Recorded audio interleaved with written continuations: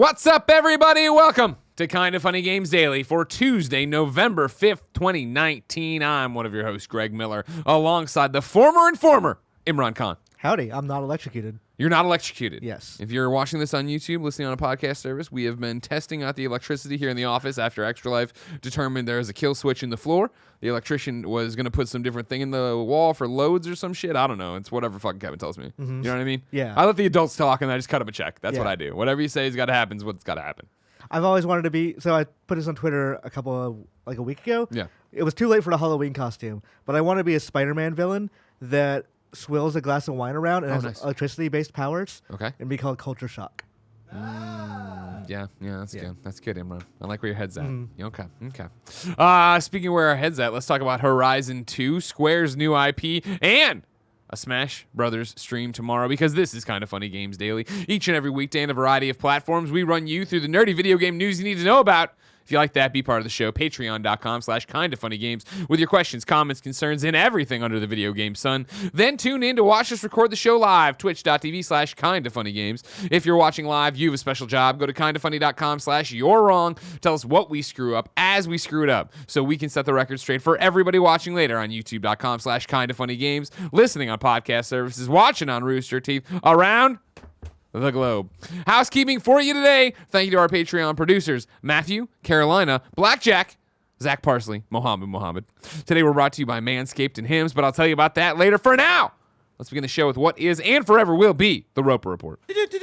Time for some news. 5 items on the Roper Report. A baker's dozen. Let's start with some Horizon 2 rumblings, Imran Khan. This is Alex Avard over at Games Radar. A number of newly published job listings from Guerrilla Games suggests the studio is indeed working on a sequel to its 2017 open-world action game, Horizon Zero Dawn, with one vacancy in particular seemingly confirming the project's existence outright. The Amsterdam-based creator of the Killzone series recently posted a vacancy for a technical vegetation artist. Fuck yeah. Imagine if you had that in your card. Yeah. I'm a technical vegetation artist. There you go. Yeah, the plant man. I'm the Plant Man, another villain for Spider-Man to fight, which would focus on, quote, the creation of vegetation assets that are used to dress the game world, end quote. The listing explains that within Guerrilla, we have 4 teams dedicated to creating the stunning environments of Horizon, and 1 team focuses on the creation of lush and stunning vegetation, end quote.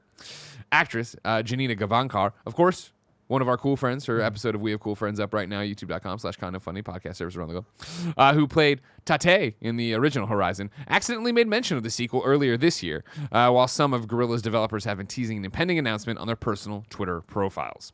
Another job listing for a principal animator for Living World also suggests the studio will be making good use of the PS5's upgraded specs, asking for someone who can push the envelope for free moving crowd animations. Hopefully, we'll be hearing something more official from Sony and Guerrilla soon enough.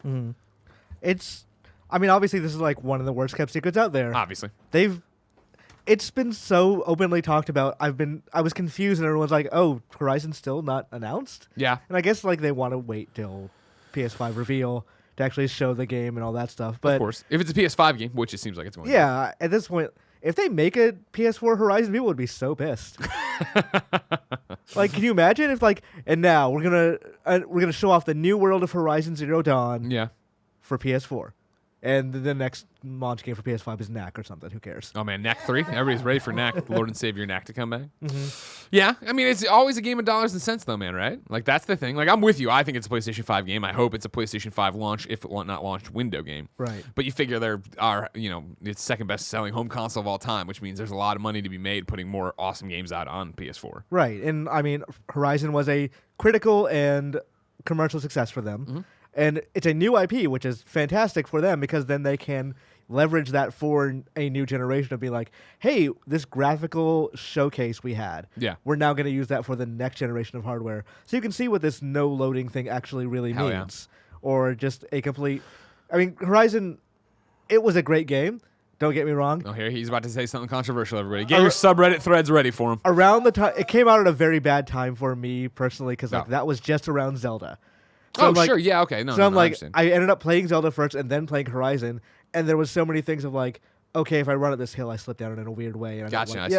stuff like that. You're comparing and contrasting games that are so similar, Yeah, and it just didn't quite match up. If I went back and played it now, which honestly I might do, we got some time. Did you ever do Frozen Wilds? No. Yeah, there's nothing coming out now. It's great. I own it.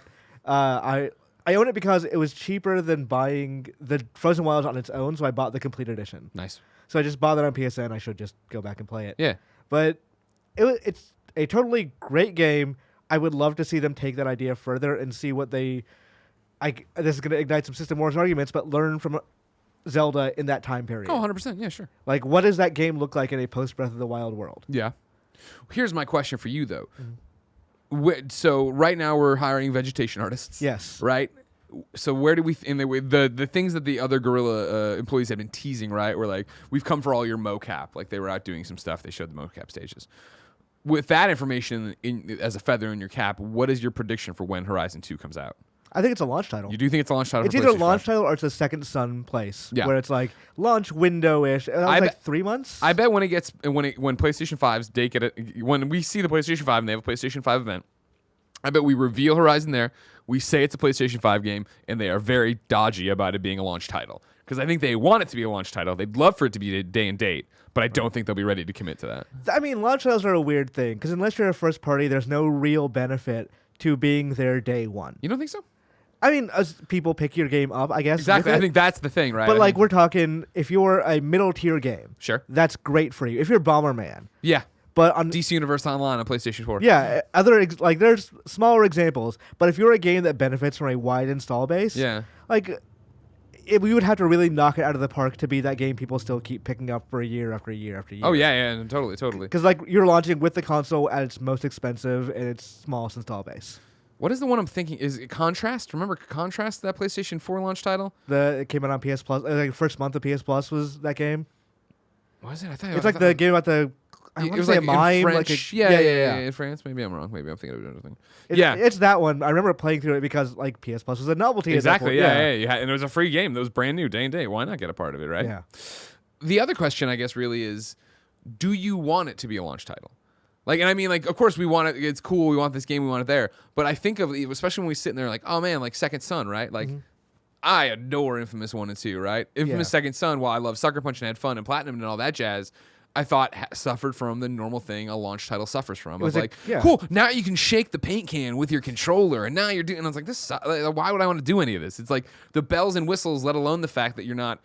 They didn't have the ability to learn from all the other open world games that have come before them on it. Right, and I think, they're a major first party title coming out on PS5 in the first year, most likely. Yeah, they're gonna have to do some of that stuff, like, oh well, when they typically said when you hold a bow. With the analog sticks, you can feel analog triggers. You can feel resistance. I'm like, that's for Horizon. That's exactly what that game is going to do. And Uncharted 1 had that same thing of use the motion controls to guide the grenade or whatever it was. Right, for aiming your grenades, 6 axis. So I expect they're gonna same thing with Vita Uncharted, right? Of hold it up to the light to look through this puzzle or whatever, and then use a touchpad to wipe this shit off. Yeah, I think let me play. They're gonna have to do it regardless. But I say it and I wonder in the same breath as me saying it and worrying about it if PlayStation 5 will avoid some of that, because resistance in my triggers is actually something that sounds good. That sounds like, all right, fine. That doesn't sound like it's going to be a weird, I don't want to play the game that way. You know what I mean? 6 access and shaking the paint can and using touchpads, that's all crap I don't want to do in my traditional video games. Right. Whereas, if it's more precise control, I'm all about that. That sounds good. My worry with that is, less about gimmicks and more just about when you have to make launch or a specific timing. You can't delay. You need to be here to sell consoles. Yeah. Some stuff suffers. And we talk about Second Son, there were mission design problems with that game out the wazoo. Yeah. And story issues and stuff. I still really like that game. Of course. But I also loved Infamous 1 and 2 a lot more. Yeah, when I think back and I'm like, oh man, I love Infamous, I don't think of Second Son. Yeah. You know what I mean? I don't think of that as one of the franchises. In the same way, I guess that's not 100% correct, but Killzone Shadowfall, a game from Guerrilla, was a PlayStation 4 launch title as well. But at that point, I think everyone was just so fucking over Killzone. It didn't matter how good or bad that game was going to be. It's whatever. The only thing Killzone had to do was be a graphical showcase. Yeah. Horizon has more of a weight on its shoulders because that last game was very good. It was critically lauded. It was one of the, if not the best-selling new IP of the generation. It's up there. Yeah.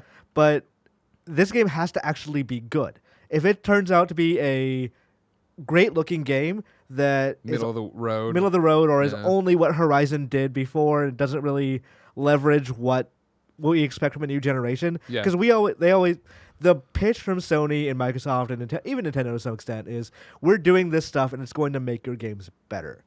If the game itself isn't better, then it's going to be critically hit and it's going to be like, okay, well, I was waiting for Horizon, but I guess this game, maybe I'll pick it up cheap when I get a PS5 down the road somewhere. Yeah. We'll see, ladies and gentlemen. We'll see. It does mention the Janina thing, and I love that one because God, I felt so bad for her.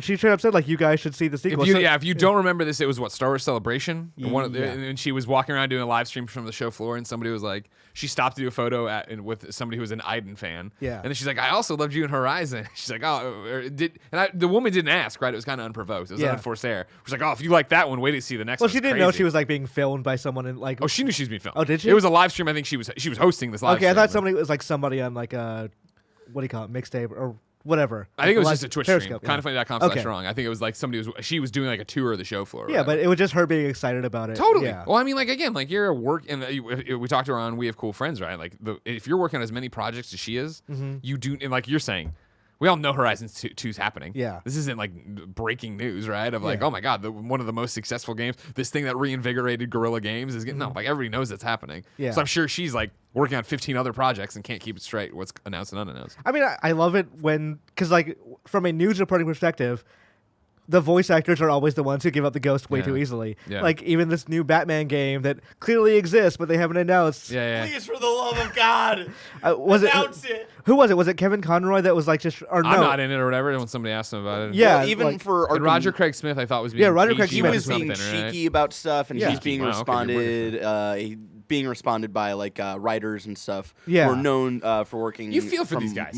Montreal. They're working on so many things. They don't know Even what the they can bigger do. one was when Origins got announced, and then people were asking if Conroy about Batman games, Right. and he was like, "Oh yeah, I'm really excited for the next one I'm going to be in." But it was already announced that he wasn't in Origins. So it was like, he said something like, "I've done 80 hours of recording already. Yeah, it's gonna be yeah. crazy." And everybody's like, "What?" On the other hand, you look at the movie industry, like Spider-Verse 2 gets announced for 3 years from now. 2022, yeah. And like the logo gives us a little hint about it. Yeah. But like video game industry would never fucking do that. No. They're not going to be like, they're not going to show, say, at the next Square Enix thing. Well, Square Enix might be a bad example. But As we come up on the next one here. but at like the next, I don't know, the next Sony event, they're not going to show the God of War logo and then like 2025 or whatever. Sure. Like, it's too far away, and they want to hold Things it, can change. Like, So much can go on. Like, I think that's the biggest thing you see, right? And because we've had this not argument, conversation before of like why we're not like that as in the video game industry. Yeah. And I think that with a movie being a 2-hour investment, and like when you're looking at a script and you're looking at your actors, even if you get to the end of the movie's not that great, you're like, all right, well, it goes out.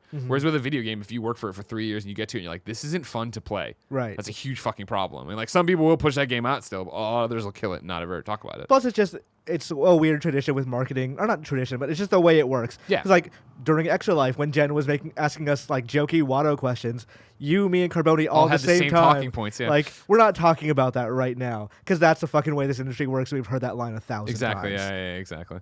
Yeah. Voice actors are the ones I feel for the most. I remember years ago, and I won't say games or anything specific, but a guy tweeted out like there was an IMDb listing went up, and then he quote tweeted, he's like, "So excited to be in this game, blah blah blah." And I like texted him like, "You are not announced. This game is not announced. You've bit on bait. This is not real." But he's like, "Some of those people are in the game." I'm like, I know. They don't know that. Just stop. Delete that tweet. I digress. Lord of Phone puts out Contrast and Resogun were the two PS Plus games at launch for PlayStation 4. Yeah. Number 2 on the Roper Report, Square Enix's new IP for next gen. This is Sal Romano over at Gamatsu. Square Enix's first development division is currently working on an unannounced new intellectual property for high-definition consoles, according to Square Enix Japan recruitment website. The first development division has a diverse portfolio that includes Final Fantasy VII Remake, Kingdom Hearts 3, Saga Scarlet Grace, Romancing Saga 3 Remastered, Romancing Saga Re-Universe, and various other titles. And if I'm Greg editorializing, I bet they're Saga related. And a large number of staff skilled in a range of fields from consoles to smartphones. Under the section for the unannounced new title, Square Enix says that it is, quote, aiming to realize a next-generation action game experience that goes beyond the framework of existing action games with an international team of creators from all over the world, end quote. If we would have let the quote go, they would have said something about action games again, I bet. We're really going to revolutionize action games. Action games are, we understand that gamers love action. We want to make sure they are getting what they want out of these action games that we're working on. Did they straight up say this is a new IP in there? They do, yeah. Well, the story does. The story does, yeah. Maybe I'm guessing it's somewhere in there. Because otherwise, my assumption would have been, oh, that's Nier. But if it's not in if it's in the story, not in the quote, then it might not be Nier. I'm looking it up for you. I'm trying to get backwards to it. Mm-hmm. But I remember a time where you could count on every Square Enix game being a turn-based RPG. Sure. And they've really diversified since then because Avengers is coming out fairly soon. Final Fantasy VII is nothing like the old FF7 in terms of the actual combat. So I'm kind of curious what they mean by action game for this one. Is it Final Fantasy 15 style? You'd think so. That you would think it would be that in Final Fantasy VII, right? That seems where they're taking those kind of things. Right. On the other hand, they say action launch game, I'm like bouncer. They should bring back bouncer. So Google Translate off the original page that Sal links to, right? Is according to the content described on the company's career recruitment page, the unpublished new IP title for the HD consoles is an international team of creators. Yada yada. Everything we said before. So they are saying new IP. New IP. Okay. I wonder if that's Babylon's Fall as well. Because that was announced not this year, it was last year's E3. It was for a 2019 date that obviously is not happening at this point. Yeah, I know. You're running out of time pretty quick here. Yeah, and it's Platinum Games is making it. And in that time, Platinum Games has had new announcements of games. They've had a new announcement of a game that also released in that time frame before they've ever shown anything about Babylon's Fall. So maybe just they move that to next gen and they can't talk about it at this point. Interesting. That'd be one way to do it for sure. Yeah. But also they're recruiting for it, so who knows? How far along is this? You know what I mean? Yeah. Are they looking for a producer for that, or is it do they move it from Platinum to Square Enix? Because they've done that before with games. Yeah. And it's happened to Platinum specifically, not necessarily with Square Enix, but with other companies.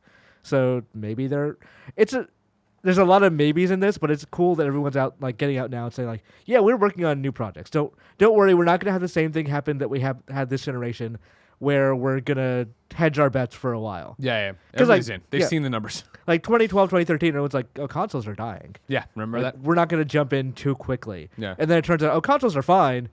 By about 2015, everyone got their footing. But early on, everyone's still figuring it out a little bit. Yeah. Now everyone's okay, well, we're on this immediately. We're not going to make the same mistakes. It's going to be interesting. Number 3. On the Roper Report, there's going to be a Smash Brothers live stream tomorrow. Nintendo tweets, join Super Smash Brothers Ultimate director Sakurai, I always fuck it up, on November 6th at 5 a.m. Pacific for a roughly 45-minute video live stream featuring an in-depth look at upcoming DLC fighter Terry Bogard from Fatal Fury series.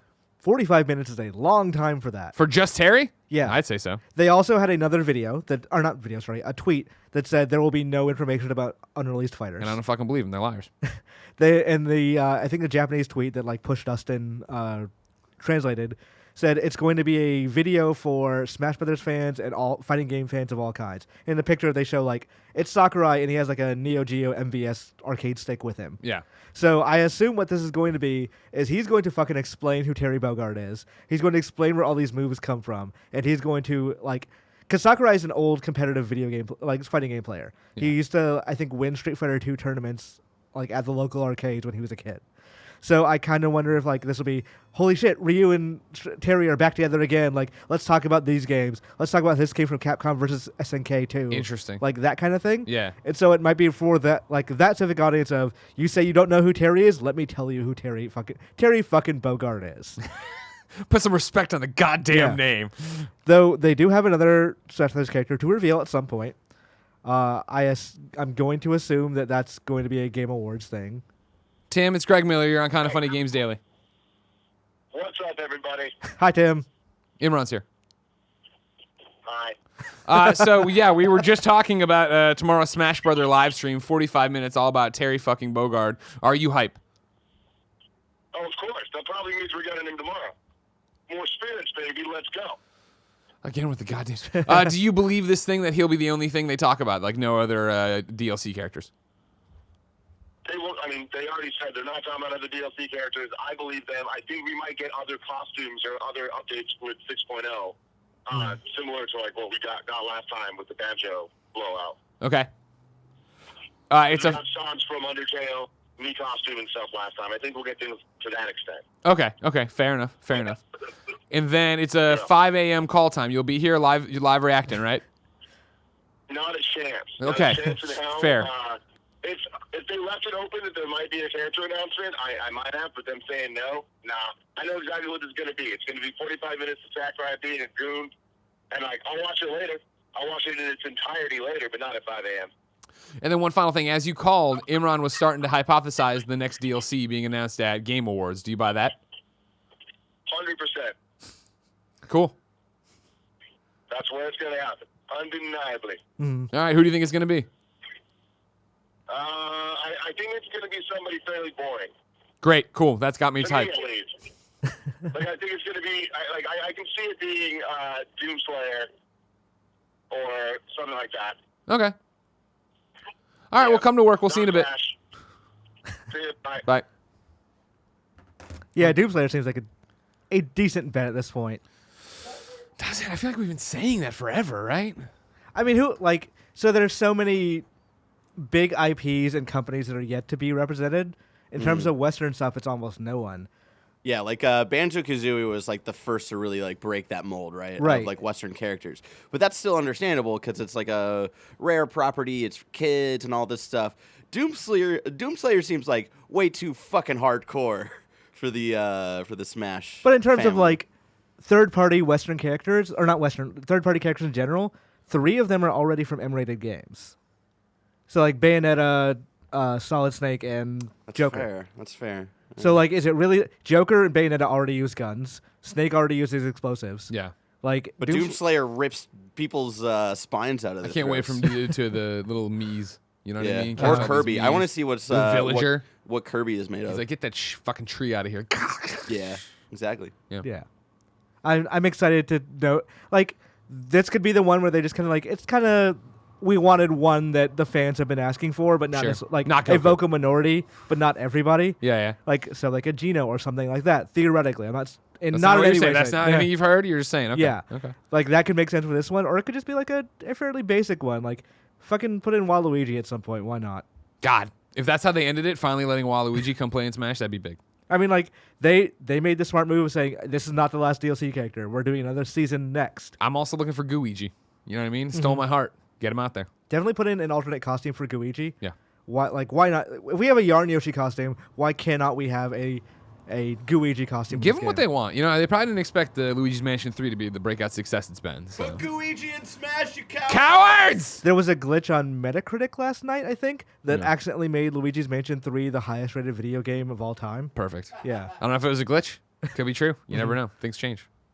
Number 4 on the Roper Report. Bye-bye, Gio Corsi. Now, I only got to listen to the start of yesterday's show, and I saw it was in the Roper Report. Did you talk at all about Gio yesterday? We a little bit, like for like a minute at the end of the show. Okay, so then I'll put it in here just in case you missed the end of the show. Gio Corsi, of course, friend of the show, is leaving PlayStation. He was senior director, head of global second-party games. Yesterday, he tweeted, "It's been a hell of a ride, but last week was my final one at PlayStation. I'm taking some time off, but I will be back in games soon enough.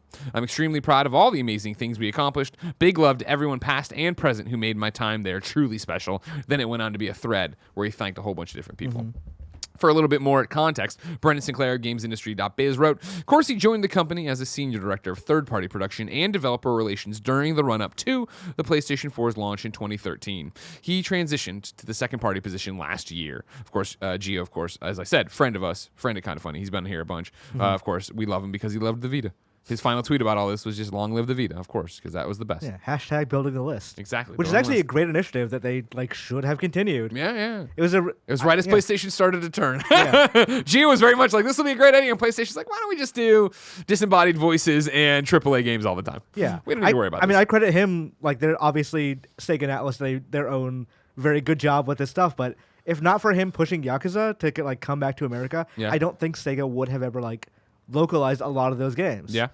So that series becoming popular here is probably not solely on him, but Oh, yeah. greatly on him. Sure. No, Gio did so much amazing work at PlayStation. We're sad to see him go. Love Yeah. the guy. I mean, he's not going anywhere. I've been hitting him up, obviously. He's got a lot of free time before whatever the next is going to happen. Come on in and do some shows with us, so we'll see what happens. Right. But I digress. DedNcyde writes in to patreon.com/kindoffunnygames and says, "Hello, KFGD crew. Long time, first time, and all that. I'll get right to it. Sean Layden, gone. John Drake, rolling in Disney money now. Andrew House, bye-bye. Gio Corsi, exit stage left. The Vita, dead and loving it. I don't know about loving it. Nah, But it's dead for sure. It seems over the past couple of months, bigger, more front-facing names are exiting PlayStation. What gives? Do you think Sony is doing this to realign for a new set of eyes on PlayStation 5's business, or are these employees reading the tea leaves in a way that suggests Sony isn't going forward in a way they believe in? I mean, there's a lot of names there, and I could theoretically think they're all leaving for different reasons. Sure. Like, let's say you're Gio Corsi and your job is to get people involved in onto the PS5. If your last console, if your two of your consoles broke records, and your last console almost just broke the record of the previous record-breaking console, Yeah. you don't need to convince developers to come develop your system. They're probably going to do that. Yeah. You need someone to outreach for, here's your dev kit, here's all that stuff. But for the most part, that kind of job is a little redundant. So I could see him going well, I don't need to build this up anymore. I need to go, somewhere else might go. But on the other hand, yes, it does seem like Sony is going a very specific direction that is leaving certain initiatives and the people behind those initiatives behind.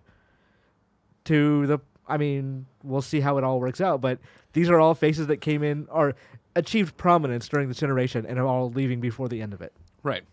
Yeah, I think there's a lot to unpack, and a lot of it we don't know, because keep in mind, everybody, just to remind you, Sean Layden was in charge of PlayStation pretty much, right? And one tweet from PlayStation is all we got about him leaving. Yeah. There's never been a statement. He's never tweeted again. There's never been a press release. I'm positive What the fuck? In 4 months, it's going to be like him in Germany on I was going to say on a German beach, but Him in Germany on a German beach. him at a beach somewhere, drinking a Mai Tai and just be relaxing. That's all the tweet will say, and that's it. That's all. That's how I'll we'll hear from. resurface. Yeah. Hey, I've had a lovely time over here. Yeah, John, Gio, and I would go as far to include Adam Boyes in that. That was the team for so long, doing all sorts of crazy shit. And granted, I'm mixing and matching first party, third party, all sorts of stuff they were doing there.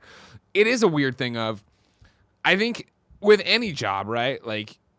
How long are you going to stay? How do you move, right? Especially and I'm speaking way out of my ass right now, but in terms of a corporate world, usually to get the big promotion, to change the big thing, to do the next, you need to move. You need to go. I remember, and I remember when, this is a very, very Greg Miller inside baseball IGN thing. When Nate Ahern left IGN the second time and started going into developing games and working in that thing, I remember that he skipped around so much so quickly. And we were like, what the fuck is he doing? And he's like, no, guys, this is how it gets played, right? And I remember then him going to Xbox and now being at Google Stadia. He moves all over the place. There's something to that in this corporate structure that I have no idea how any of that shit works. And I think also, you look at PlayStation and what a giant corporation that is, and how I imagine from the people I've talked to, I would reckon I've heard it firsthand of you are a cog in the machine. And that's fine. You help the machine run, and that's great. But it's like it was at IGN, why we started Kind of Funny in a lot of ways, right? Of okay, cool, you have bosses, and you can have all the ideas in the world. You can tell them what you think they should do, and if they go, cool, we're going the other direction, cool, that's my cog in this machine, and that's how it's going to be. Whereas if you break out and you go do something, to see Adam go over to Iron Galaxy, right? Where it's him and Dave Lang being friends and horsing around and then making games and building a business and doing all these things the way they want to do it. Right. Some good advice a friend gave me once was, don't worry that much about money. Are you happy where you are? Yeah. And sometimes the answer to that question is no. I would be happier building something up necessarily than making twice the amount of money. Well, not twice. Twice is a lot. But making the same amount of money somewhere else. I can understand the reasoning of going okay, well, Sony is where it is. They're not going to change. They're going a direction I don't necessarily like or doesn't necessarily fit me in the same level. Would I be happier building a Stadia up from nothing? And that's what I would even go further is, I don't know if it's moving in a direction you don't like as much as not wanting to move in any direction now that they are where they are. Right. Right? Cool. Thank you so much, Adam, Gio, Jack Trenton, you know what I mean, Sean to an extent, Andrew, we had this blueprint that got us from PlayStation 3 to PlayStation 4, and PlayStation 4 is killing it. And as it's gone, we've changed that a bit to where I'm sure, again, to Adam being in the shoe video of this is how you share video games or PlayStation 4 games.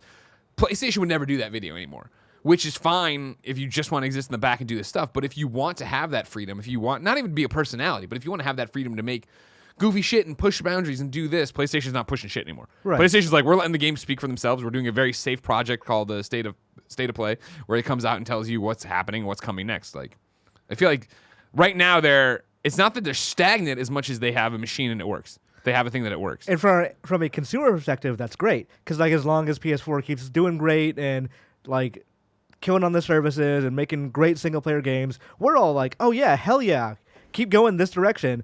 But if it's from a behind the scenes how the bacon gets made kind of perspective, if you're back there doing the same thing every day, it's like we're just doing this over and over. If it becomes formulaic, right? Yeah. If you're not excited about doing it, that's a problem. Right. Yeah. Because from our perspective, we just say like, oh, the games are different, and that's fine. Yeah. But if you're not necessarily playing, like that's not your main concern. Your concern is like, what big moves are we making? It can get kind of boring. Yeah, 100%.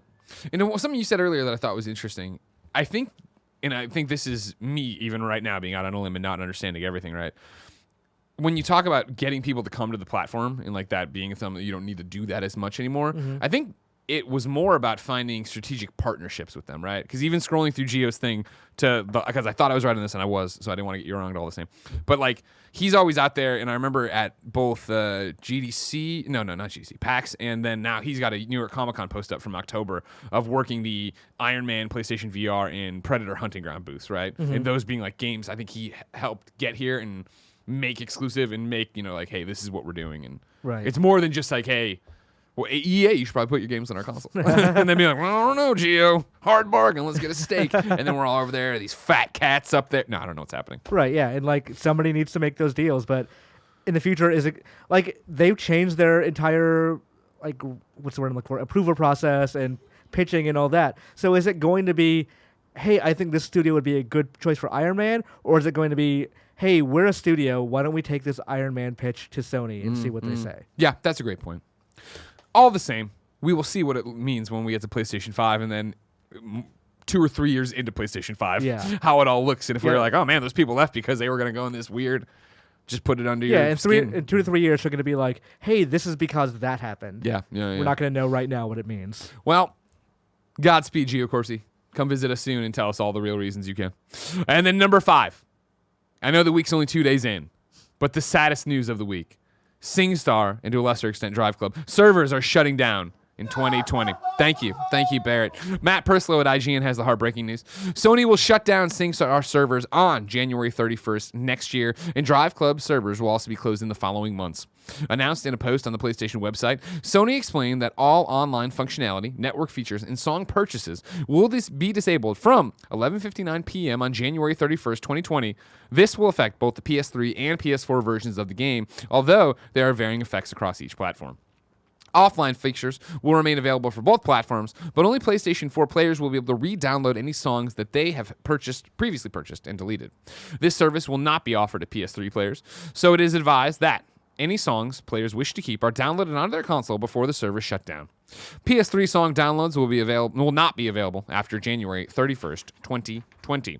SingStar isn't the only Sony game due to have its online functions axed in the near future. Online services for DriveClub, DriveClub VR, and DriveClub Bikes will close on March 31st, 2020. This will eliminate any multiplayer elements from the game, as well as creating events and competing on the leaderboards. It isn't fair, Imran. It actually, DriveClub is really fucking surprising. Yeah. Like, that's a game that came out this generation. God, they fucking tried. They tried so hard with DriveClub, and just every time they stepped on a new rake. Every time. See, but I feel like that's not fair to people who are fans of DriveClub. Yep. It's not your fault the game didn't sell well enough for Sony to keep the servers up. Like, why do you lose access to that sort of thing? Because, like, they can scale down. And if not, like, take the fucking loss. You're a giant corporation. You're not an indie developer. But that's the whole thing. They're a giant corporation, so it's literally bean counting of, like, let's say actively there's 100,000 players playing DriveClub, which I would not even. I would believe. assume like 200,000 or no 200 period. Yes, right. So we're talking about a 0.01% of like the people that have a PlayStation in their house or whatever. I'm terrible at math, but you understand what I'm saying. Of like, we pissed these guys off. Who fucking cares? They're not gonna go anywhere. They got the PlayStation. They're happy. They're gonna bemoan DriveClub like I bemoan Mod Nation Racers and SingStar, but I feel like it's you. Don't get me wrong. Yeah. I'm being devil's advocate here. Right. Of course, you bought this generation. You would at least expect it to run X amount of years, but we never have that. We don't have that certainty. When you make a game that is server-based for any reason, I feel like you need to make a commitment to, we have to keep this thing up for X number of years, at least for this generation. Yeah. Like, I can understand why you wouldn't be running, let's say, Final Fantasy 11 PS2 servers anymore. Sure. Or Halo 2 servers, or I think they do straight up just run Halo. 2 Warhawk servers on PS3 servers, right? Yeah, those kind of things. Like it's That's been a peer-to-peer, long though, I time. guess. I can understand why people would be sad about it, but it's been long enough that that's fair. Sure. But I don't know. It's been 5 years for DriveClub. What's the? I understand the conversation of having it run through the console generation, but after 5 years and nothing's picking up, and you're probably seeing loss over year and year and year, even with the small fan base that you have. Like Greg's saying, it's bean counting. What's the point? And it's that thing of to even set DriveClub aside, we've seen it with other PlayStation games quicker, right? Like Gravity Rush 2 had that online photo mode for all of a year. And they were like, all right, we're shutting shit down. And people were like, what the fuck? And like, all right, we'll let it go a little bit longer, but none of you are using this functionality. Yeah. Right, but if Atlas can keep Demon Souls servers alive because the fans requested it, Yeah. they eventually did have to shut them down because it's been so long, but for 10 years, Yeah. they kept that thing running. Like, I'm not saying you're wrong. Yeah. Yeah. I'm just saying Sony is looking at this from the calculus is too much based on the numbers. Yeah. And not just the PR perspective of, hey, we shouldn't shut things down so when people do realize or they want to buy it on PSN sales, because games live longer now than they ever have before. Like, let's say DriveClub is $5 tomorrow on PSN. Sure. And it won't be because they stopped selling it. But let's say it is, and I'm like, okay, well, I'm in the mood for a driving game. Why don't I go in? It is a worse experience now than it would have been earlier. Yes. And that sucks ass for me, and it sucks ass for the developers who who are closed because Sony closed them down. Yeah. But a lot of this just why take the PR hit? Because it's not a PR hit. It's a PR hit very much in this moment on this show and on DriveClub message boards. Right. You know what I mean? I don't think at a bigger site of IGN, the world is not stopping to turn for it, and it doesn't even get discussed on GameScoop. I don't know. I'm hypothesizing here. Right. And then I think it is the fact that it falls so into the category, I feel, of what I was talking about with internet in general, but I always use it for season passes back in the day. But people get so mad when these season passes got announced, except most of the time for the people who are going to buy them. The people who are going to buy them are like, oh, I fucking love Batman. Here's my season pass. It was everybody else getting mad of the slippery slope of what a season pass would be. And even here, it's us getting mad about like, oh, this fucking sucks. And yet, but we don't play DriveClub. We didn't care. You know what I mean? Like, so it's like, we're not even in that community, so it doesn't really affect us. And it's the next time Sony puts out an online game that I care about, I'm not going to be like, well, what about fucking DriveClub? You know what I mean? It's just this weird thing of how we all discuss news, let alone the fact that bean counters of what we do, of like the people who watch this show or the people who care about games to this degree aren't even the people who care that much out there. It was funny to see when PlayStation View, they announced the plugs getting pulled on that. Right. I made a joke, right, that my best friend Poe is the only person I know who uses it, but he loves it.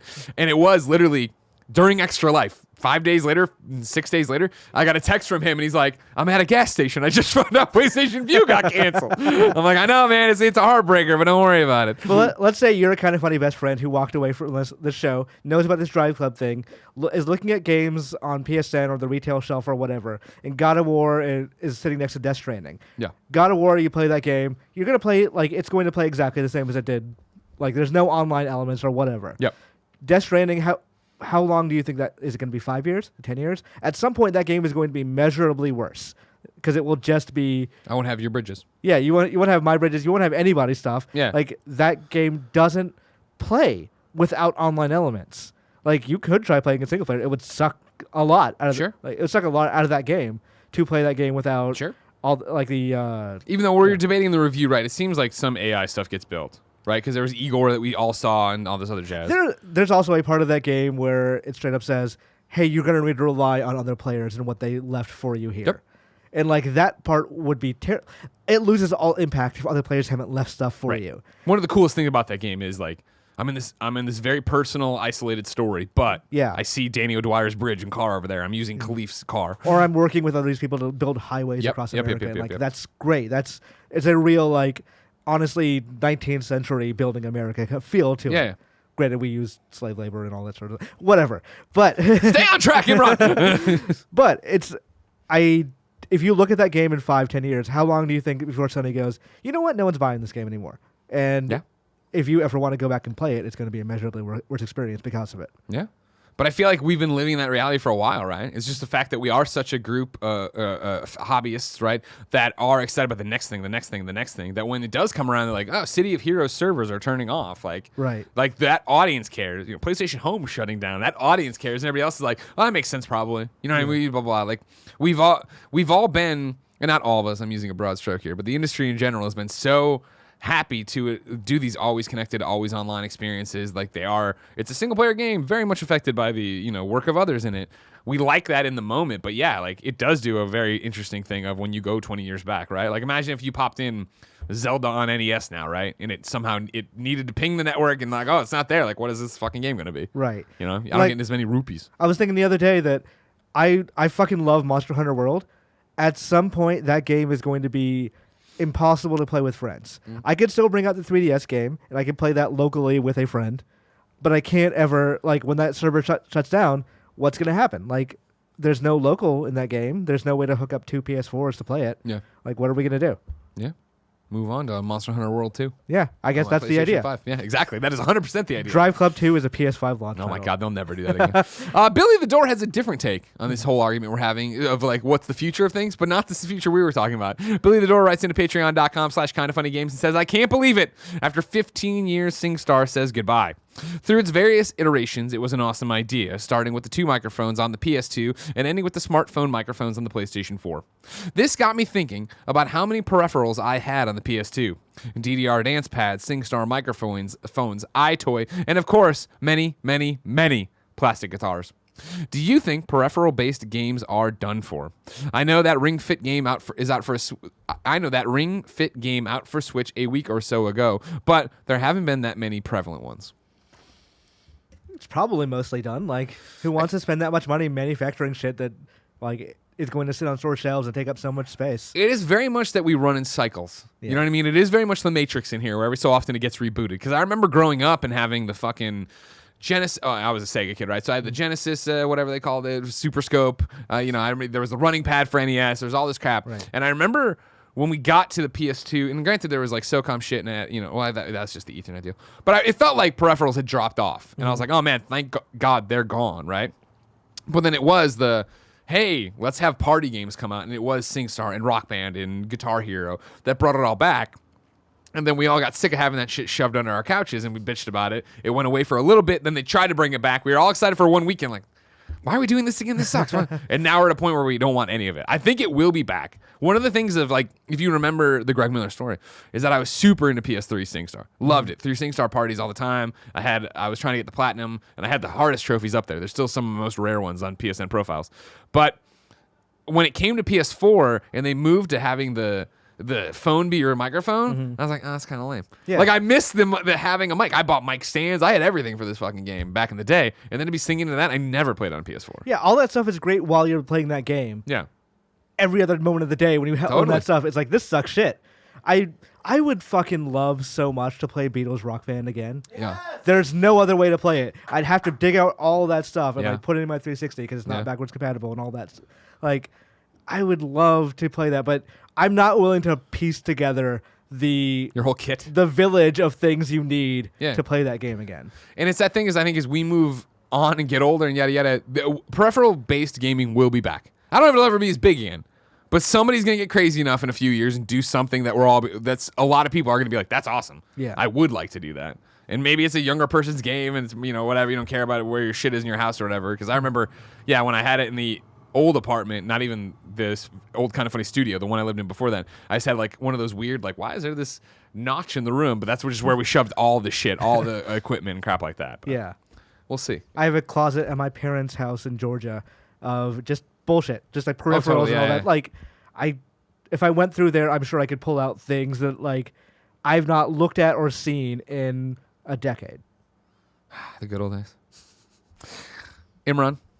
I can't wait to see if peripheral-based gaming will ever come back, but it's still so far away. If I wanted something more immediate, say what came to the mom and pop shops, where would I go? The official list of upcoming software across each and every platform is listed by the Kinda Funny Games Daily Show host each and every weekday.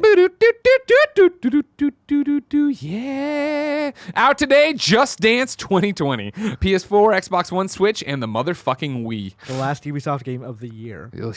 Valfaris on PS4. Garfield Kart Furious Racing on PlayStation 4, Xbox One, Switch, and PC. That's a sequel to a game that sold really well because people just go like, oh, fuck, Garfield Kart. People love Garfield, man. Yeah. He hates Mondays, but loves lasagna. Mario and Sonic at the Olympic Games Tokyo 2020 is here on Switch. This hour already out? How is it already out? Why would it not be out? We're already in November, Greg. That's how you mean it. Sure. Yeah. Dude, because when we played it at PAX in the Parrish Schneider Cup, what a great minigame collection. Yeah. It literally is. They looked at Super Sports Match and were like, oh, we should do that. Yeah. We should do that with the characters people really love. And that when you guys did that, it felt like it was a year away, and now we're already here. That's true. Yeah, it didn't suck. Yeah. I was looking at IGN's review today. It looked like the cons on it were like the minigames are fun, but like the story mode's weak. Yeah. Like who's playing this for story mode? I actually want to see the story mode because like a weird thing of they all get sent back in time. I'm kind of curious. Is that what it is? Yeah. That's why we have the retro ones? Yeah. Okay. I'm kind of curious, like, is that fun? Like, do they make good on that promise of, here's all these old sprites, look how funny this is? Yeah. Do you think, despite their differences, Mario and Sonic become friends at the end? No, I think the rivalry has to stay eternal. Exactly. That's fair. The soul must burn. It must be a Vegeta-Goku situation. The question is, which is the Vegeta and which is the Goku? Black Sad Under the Skin, PlayStation 4, Xbox One, PC, and Mac. Conception Plus, Maidens of the 12 Stars. Oh, no. On PlayStation 4, No. PC. You know you know what kind of game that is. We've seen the Conception games before. I want to see the trailer just for it. You know what I mean? But go. Oh, that's that game. You remember Conception games? Yeah, these were big. They were a big deal for Vita players. I'll tell you what. Here you go. Who are you gonna conceive with? This redhead, that blonde girl? Like, the title is not lying. It is what it is. Oh no. They keep getting younger. Why? Oh, don't show it. Well, I mean, Yeah, you no. can probably, but don't show it. Look at BB. Oh no, it wasn't a BB. It was something else. I mean, this game it is called Conception. It's literally about making babies for dungeon crawling, right? I forget the actual gameplay elements I of what think you do that's in the Conception premise. Plus, but it might be that. Yeah. Right now, somebody's writing in. They keep getting younger and feverishly. smaller. Well, they're using the chibis when you're playing, right? But even just the design, like the art design, the baby boom is back on Steam. Yeah. Okay, boomer. Yeah. Okay. So it's oh man. Itsuki is suddenly summoned to the magical world of Granvania to save it from evil impurities. To return to his own world, he must save this one with the help of his star children born between him and the 12 star maidens. So you're getting it on with 12 star maidens, everybody. Red Dead Redemption 2 is on PC. Basically the same game. Audica is on PS4. Planet Zoo is on PC. Don't know if IGN ever got a code. Light Fairy Tale Episode 1 is on Now they can PS4. finally review it. The Lord of the Rings adventure card game is on Switch. Ships is on Switch. Demon Crawl is on PC. Guildmaster Story is on PC and Mac. Neo, N-E-O, is on PC.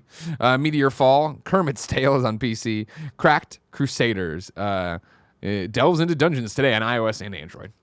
You said Neo. It made me remember that Neo is also free on PS Plus today. Oh. Like the Samurai Souls game. Yeah, exactly, yeah. And then deals of the day for you. Bastion is free on iOS until the end of the year. I saw this on his GameSpot article, and then they explained how you get it. Here's how it works. We tried searching for Bastion in the App Store, but it seems the new listing isn't appearing in the search results just yet. After you download it, though, you'll need to unlock the full game. Bastion boots directly to the beginning of the game rather than a menu screen. After playing for about 10 seconds, the settings wheel will appear in the upper right-hand corner. Click on the wrench/hammer icon, and you'll see a button that reads Unlock for $0.00. Bastion is now in your iOS game library forever. Bastion, an amazing game. Yeah. If you haven't played it. Do you think I'd play it with a Bastion's the controller. best of that supermassive, I guess, trilogy? Yeah, I do. Like, I don't get me wrong, like, you know, Transistor's cool. Like, and it was whatever, and not whatever. Transistor was cool. I like Bastion the most. And I don't know if it's because it was so beautiful, quaint, not simple, but simpler. You know what I mean? Yeah, because it's Bastion, it's Transistor, and what's the... Pyre. Pyre, that's the one. Pyre did not work for me. For me, it's Bastion has the best gameplay. Yeah, Transistor by far has the best aesthetics. sure. And Pyre, I think, has the best story. Okay. I think all three of those games work together.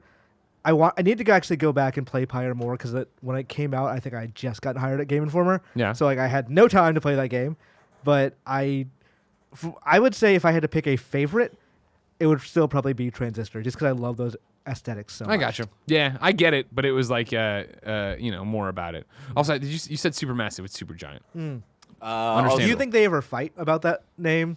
No. Up until this moment, I never noticed how close they were. I mean, you said it, and I'm like, that's not. I can't put my finger on it. Not right. What'd you got for me? Pyre's gameplay, I think I enjoy the most. The soccer, okay. the Yeah. soccer aspect of it. I just didn't get into it at the time. Maybe if I go back to it That now, was the thing is that, I totally got it, and it was weird, and I want them to make weird games and have a great time. But I remember being like, that's not what I want to play. Hades, however. Yeah, is that the ever- Hades fucking thing I downloaded on the Epic Game Store just to be I've been waiting till Yeah. it's finished, and I figured at some point I'll just start playing. When it's, Well, I'm waiting for it to come to consoles. You know what I mean? Like, get it on Switch, man. Come on with me anywhere you want to go. Hades, come on, man. It's time for Reader Mail. You can write in at patreon.com/kindoffunnygames, where you can get the show ad-free. And speaking of ads, Greg Way, this episode of Kinda Funny Games Daily is brought to you by Hims. You've heard us talk about Hims for a long time now because they're helping guys look their best. If you haven't heard yet, it's time to see what they're all about, just like Nick and Andy did. 66% of men start to lose their hair by the age 35, and once you start to notice, it can be too late. It's time to get a handle on those precious locks. This Black Friday, secure the best deal of all, a healthier, thicker hairline. The solution is forhims.com, a one-stop shop for hair loss, skincare, and sexual wellness for men. Thanks to science, baldness can be optional. Hims is helping guys be the best version of themselves with licensed physicians and FDA-approved products to help treat hair loss. These are prescription solutions backed by science. Hims was created by a guy who knows there are some men's health conversations that are easier online than in person. No more awkward in-person doctor visits or long pharmacy lines. For Hims connects you with real doctors online, which could save you hours completely confidentially and discreetly. Answer a few quick questions and a doctor will review. If they determine it's right for you, they can prescribe you medication to treat hair loss that is shipped directly to your door. This Thanksgiving, when your relatives say healthy and full, they'll finally be talking about your hair and not the turkey. I love the seasonal ads. My listeners can get started with the Hims Complete Hair Kit for just $5 today, right now, while supplies last, and subject to a doctor's approval. See the website for full details and safety information. This could cost hundreds if you went to a doctor or a pharmacy somewhere else. Instead, go to forhims.com/gamesdaily. That's forhims.com/gamesdaily. Forhims.com/gamesdaily. Up next, it's Manscaped. Support for Kinda Funny Games Daily comes from Manscaped, who is the best in men's below-the-belt grooming. Manscaped offers precision-engineered tools for your family jewels. Jingle balls to the walls, fellas. Listen up. I love it. Untrimmed pubes are a thing of the past. It's time to gear up and get yourself the gift of shaving this holiday season. I'm talking about the Manscaped Perfect Package 3.0. Of course, Tim brought this into our lives. I've been using it at home, and I'm happy with the results. I will leave it at that, Imran. All right? might we see a pantsless Batman sometime soon? No, you won't, because they don't put that on Twitch. Manscaped has redesigned the electric trimmer. Their Lawnmower 3.0 has proprietary advanced skin-safe technology, so this trimmer won't nick or snag your nuts. It's also waterproof, so you can use it in the shower. The Lawnmower 3.0 comes inside their brand new Perfect Package 3.0, which makes for the perfect gift this holiday season. It's literally everything you need to keep trim, cut-free, and smelling nice down there. And don't use the same trimmer on your face as you're using on your balls. That's nasty, and I agree with that. The Perfect Package also includes the Crop Preserver, an anti-chafing ball deodorant and moisturizer. You already put deodorant in your armpits. Why aren't you putting it on the smelliest part of your body? Why not? Why not? These products smell good. Their manly scent is attractive and will help set the mood, if you know what I mean. The Perfect Package will also come with a pair of Manscaped boxer briefs that will keep your junk feeling fresh all day long. 'Tis the season to Manscaped, so get yourself, your dad, your brother, and friends the best gift of all, the Manscaped Perfect Package 3.0. Get 20% off and free shipping with the code GAMES at manscaped.com. Your balls will thank you. Get 20% off and free shipping with the code GAMES at manscaped.com. That's 20% off with free shipping at manscaped.com. Use the code GAMES. Clean up your nuts and make Santa proud this year. Finally, my balls will thank me. I know, right? Fucking ungrateful assholes. They don't understand how hard it is to lug them around all the time. You know what I mean? Going on here. Crannen writes in with not a question and something I haven't verified. But the trophy whore in me wants to shed this light on to the Xbox gamer and all of you. Yeah, we want to get the community to tell us whether or not we're actually wrong. Exactly. I was playing Outer Worlds on PC using Xbox Game Pass for PC and really enjoying myself. I was popping achievements left and right. When I finished the game, I thought I would go back and start a new file on my Xbox using Xbox Game Pass this time. And, wouldn't you know, all the same achievements started popping. So this is not so much a question about something, but were you aware this is possible? I believe it's only possible for games that are not Play Anywhere titles, but could work for games like Creature in the Well or Dead Cells. Keep up the good work. Again, being a trophy expert and an achievement noob, are you telling me there's two different achievement lists for the PC version and the Xbox version? I wouldn't be shocked. It used to work that way for games for Windows Live. Okay. Like you could just play the same game. Like it wouldn't necessarily just start popping them automatically. Like you wouldn't just go to one and it's like, oh, Bing, achievement. bing, Yeah. bing, But bing. you could just play through the game again and get the achievement, and you would still get those points. Gotcha. Yeah, this sounds like on the PlayStation 4 side as the DC Universe Online thing we had, where if you had trophies on PS3, when you turned on your PlayStation 4 and downloaded DC and you jumped into it, it'd go bing, bing, bing, and just give you them all in a new list. Say you didn't do any more work, it would just give you the new list. That's always a great treat. That's always a great thing. More games should do that, I've always said. So not for you, but for normal people. Sure. Do you think achievements are still a thing? No, God, no. Okay. Do you? For me personally, no. I mean, what do you consider a normal person? John Q Gamer buying 5 games a year? No, I don't fucking care. But like, do you think they go out of their way to platinum any of those games, get the 1,000 on 1,000, whatever? I mean, some people do. I think it still to me is, I look at like Anthony Rapp, where it's like, he went and platinum Bloodborne and all the others and worked on all the other Souls games and did all that jazz. And it wasn't so much that he loves it for the love of trophies, it was for the love of the game. Right. That's where I think trophies and achievements shine the most, where it is like, it's not this weird EP-ness you're worried about. It literally is like, dude, I love this game. I've beaten it. I've unlocked all the suits, but there's all these weird, like, do this certain thing a certain way I didn't do. Why not? I want to keep playing this game. I want to stay in this world longer. That's giving me the reason to do so. For me, platinum is all like, recently it's become too much of a sunk cost fallacy. Sure. Of every time I'm like, I could do this. This doesn't seem too bad. Then I get to the last where it's like, this sucks. Like, this is making me dislike this. Like, Sekiro is a good example where you could do all the fun platinums or the fun trophies. Then it's like the last one you have left is, okay, buy all the skills, which means you're grinding and grinding and grinding. Like, I wish. It's a razor's edge between a great list and a bad list. Right. I wish there was a thing where people, like, they'd have actual straight up, we have trophy designers. Granted, they'll never do that because that's a salary you don't want to pay. But, like, I've been lucky enough that a couple different games have reached out and been like, I said it years ago now, but like that I would love to advise. And people have hit me up like, here's our trophy list. What am I getting wrong? Yeah. I'm like, oh, this sucks. Don't do this. And like, oh, you're doing that. Like, honestly, any grinding trophy I'm already turned off by. Yeah. But it's Grinding without purpose, right? Like, Yeah. that's the hardest thing I think about it, where it's just like, okay, get all the skills sounds fine and cool, but then if it is, like, you're just running like the loot cave in Destiny over and over again to get the XP. also like trophies based on random drops. Like, Bloodstain's a good example of like, I know people who had fun doing that, but if I tried to do that, I'm like, oh, I just not getting me. the drops. So like, Yeah. fuck this game. Like, I'm not going to do this trophy anymore. Yeah. Fine line. Yeah. Honestly, I think like the aesthetics of it is also not great these days either. Like when the 360 days of like pop trophy, press this button, there's a description, that was fine. Now like with the Xbox One, like, oh, you got a trophy, press this button, load into this other app, see this thing, we made a wallpaper and all that. Yeah, like, yeah.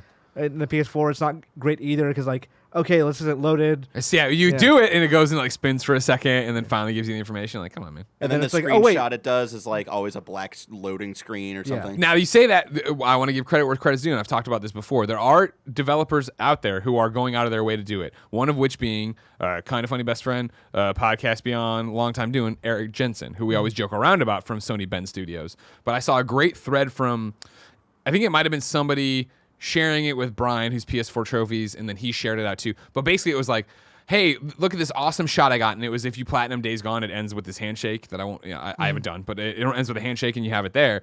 And like, I was basically like, this is awesome. Usually, it's like a loading screen or some bullshit that I get it on, and people were talking about it, and Jensen chimed in of like, no, I designed it this way.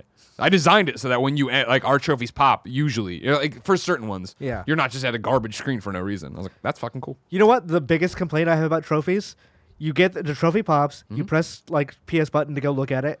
You look at it like, okay, this is the trophy. I'm going to look at a couple other trophies real quick. Sure. You go back into the game. Oh, the cutscene's been playing this entire fucking time. Oh, God, I hate that. Oh, that's such a nightmare. I'm right there with you. Yeah, No, that that's fucking terrible. sucks. Yeah. They should find a way to design like put the trophy after the Most cutscene. games, are smart enough that when you exit out, it stops. But then Yeah. there are these games you go into, you're like, this was fucking going? Yeah. People aren't getting it, Barrett. You got to start telling them how to get it, all right? BJ Bernardo writes in, patreon.com/kindoffunnygames. It says, with another popular streamer, this time Courage, leaving Twitch, is this a sign Twitch is doing something wrong? Or is the streaming world getting too big for just one streaming service? I didn't put this in the Roper Report because I, of course, don't understand and I've never heard of Do we Courage. need up to until get this an point. expert on the show right now? Who are you going to call? Joey! Oh, okay. I thought you were going to call Nitro Rifle. She ran me down through all of this stuff yesterday. Can we get and Shock it was Mike up? Impressive how much she knew. So, Joey, I almost put it in the Roper report, and then I was like, no, this is too tangential to what I know. Please pull up a chair. Don't you don't have to like bend over the whole time. Is there enough slack to It's get literally to a the chair. couch? You could have done it No, twice. You could have folded and unfolded it It was this right entire there. time. All right. So, Courage from 100 Thieves Yes. is officially leaving Twitch and not going to Mixer. Correct. Going to YouTube. Correct. Give me my esports report from my number one esports correspondent, Joey Noah. I think this is a very exciting move because I feel like we haven't really seen YouTube get into like the streamer wars, Yeah. as people are calling it. Courage has been really good friends with Fwiz for a long time, so it's not super surprising. To Ryan me. Wyatt, who now runs YouTube Gaming. Exactly. And then Ryan had posted last week they did a YouTube gaming creator summit in Palm Springs. And Courage and some of the other like Fortnite YouTubers like Laserbeam, Lachlan, and Muselk were all there. So I'm interested to see if any of those guys get tied into Laserbeam. exactly I with know. YouTube gaming. And I think it's interesting of like he already has like a really big YouTube presence. He has like almost 2 million, I think, subs to his YouTube channel. So if you can capitalize off of that established following, it seems like not a terrible thing. I don't know. It's all very interesting. Here's the question from BJ Bernardo. Okay. Is this a sign Twitch is doing something wrong, or is the streaming world just getting too big for one streaming service? I think it's too big for one streaming service. I think once one platform was like, hey, we're going to try and sign exclusivity deals, I think that kind of kicked everybody else's butt into gear. Yeah. Slasher on Twitter was talking about how Loaded GG, which is the company that reps Courage, most of their other clients, which are all big streamers, are either signing exclusivity with Twitch or are already in talks with Mixer and or YouTube. See, I think that is it a sign that Twitch is doing something wrong? No. I think it's a sign that the space is more competitive than ever. And as more and more people take this seriously as a business, and like how are you going to, like, because I watched some of Courage's video and he's talking about like being, or I watched the video and then read something where he's talking about like being able to take care of his family, and like 5 years ago he was an intern somewhere. Yeah. Like For MLG. it's the idea that when I don't know anything about this if there's a deal, but let's take Mixer for example. When they walk in, they're like, we're going to give you X amount of money guaranteed to come here and stream exclusively. That gets you around the fact that you're going to have fewer viewers than you would on Twitch because you're making hopefully more money than you were off whatever you Yeah, do on I'd Twitch. sell it super hard. Totally. Like, easily. Yeah. $20. This is correct me if I'm wrong, right? This is like Namco. They slipped you a $20 bill. You're wearing a Pac-Man shirt. Yeah, today. absolutely. Yeah. Getting the hot Pac-Man brand out there for all the kids. For all the kids. Yeah.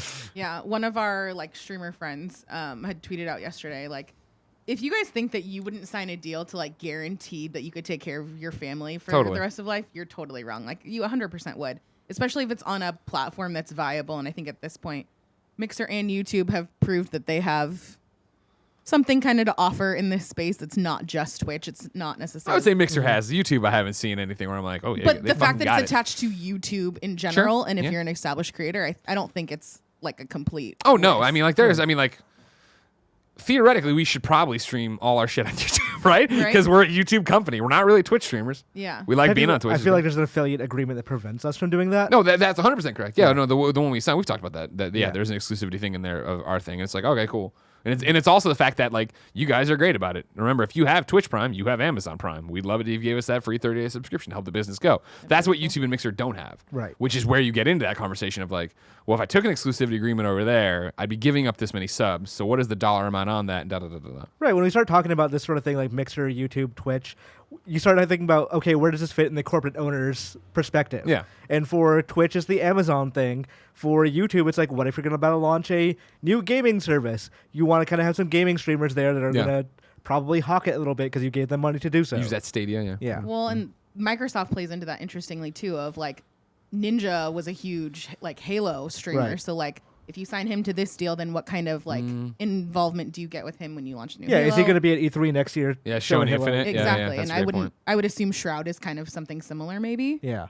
So it's all very interesting. But then you think too, like maybe if you have Xbox Live Gold, that ties into you getting a free Mixer sub. Oh, and yeah. like seeing how all those kinds of things. It doesn't now. You're saying It doesn't eventually. now, Yeah, but yeah, this yeah. is like future. 100%. stuff. No, 100%. That'd And be like huge. with Google, like there's so many different Google services. Like if you have if you pay for Google Pay Yep. or Play or YouTube TV, like all of these different 100%. things could tie into how you get those. But free remember, if you have subs. Amazon Prime, if you're listening, if you're listening to the podcast right now, and you have Amazon Prime, you have a free subscription. Just Google, be logged into your browser when you get home. At some point, Google Twitch Prime, Amazon Prime. You can link them up. You can give it to Kind of Funny Games. It would help us out a lot. We love That'd you. be really cool.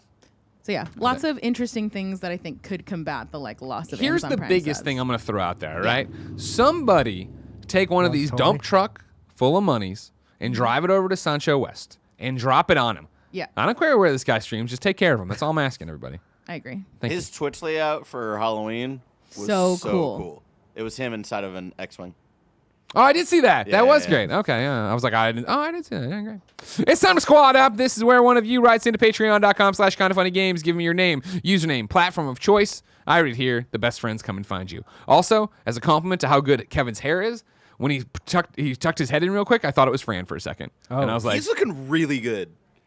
Chauncey needs help in video games on Xbox and PC. On Xbox, it is Predit Noir.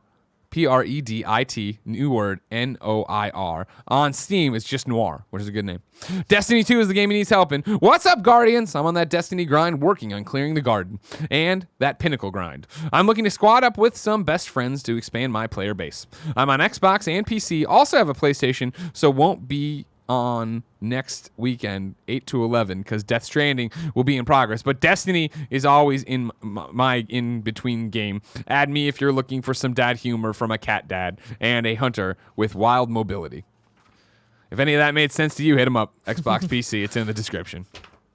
Imran, we asked people watching live on twitch.tv/kindoffunnygames to go to kindoffunny.com/you're wrong and tell us what we screw up as we screw it up. So we can set the record straight for everybody watching later on youtube.com/kindoffunnygames, roosterteeth.com, and listening on podcast services around the globe. GiantRobotGaming.com says the story mode for Tokyo 2020 is not that they go back in time.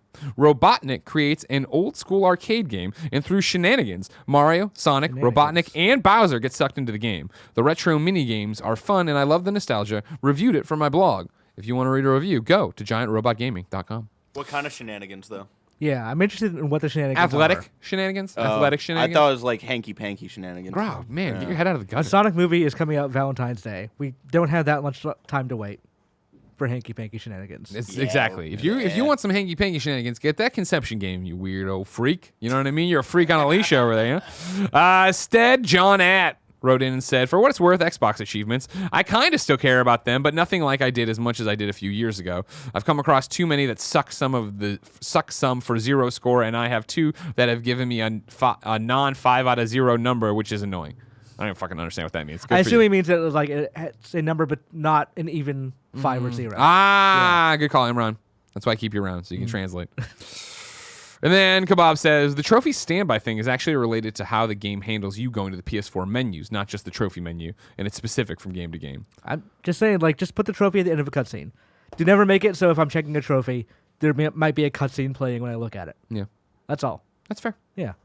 Ladies and gentlemen, this has been Kind of Funny Games Daily. Tomorrow it's going to be me and Fran. Thursday it'll be me and Imran. Friday it's going to be me and Tim. Of course, Thursday at 2 p.m., Tim, myself, Fran, and Imran come back for the Kind of Funny Games cast, patreon.com/kindoffunnygames. You can go there, watch it live. You can get it early, ad-free. You can get it with the pre and post show while you're there. Just subscribe and, support us at one of the levels. You can be giving us questions. You can be getting this show ad-free over there, too. If you're like, I don't want to hear about Greg's balls anymore. Easy way. Go over there. You know what I'm talking about.